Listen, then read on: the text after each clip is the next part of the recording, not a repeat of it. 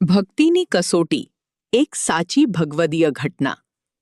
એક ગામમાં એક ગરીબ વૈષ્ણવ રહેતા હતા. તેઓ ખૂબ જ નિષ્ઠાવાન અને શ્રદ્ધાળુ હતા. દિવસભર મહેનત કરીને જે કમાતા તેમાંથી થોડું ભગવાનની સેવા માટે રાખતા. એક દિવસ તેમના ઘરે કોઈ મહેમાન આવ્યો. ઘરમાં ખાવા માટે કંઈ ખાસ નહોતું, માત્ર થોડો લોટ અને પાણી. છતાં વૈષ્ણવે વિચાર્યું, આ મહેમાન તો સ્વયં ઠાકોરજીનું સ્વરૂપ છે.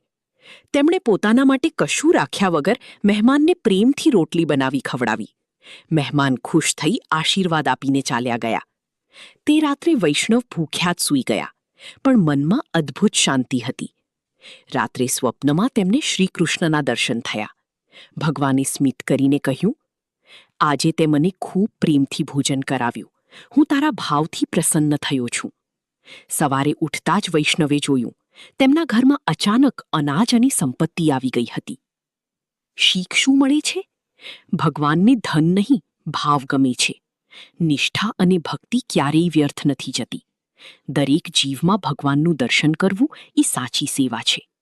સર્વ વૈષ્ણવની જય શ્રી કૃષ્ણ.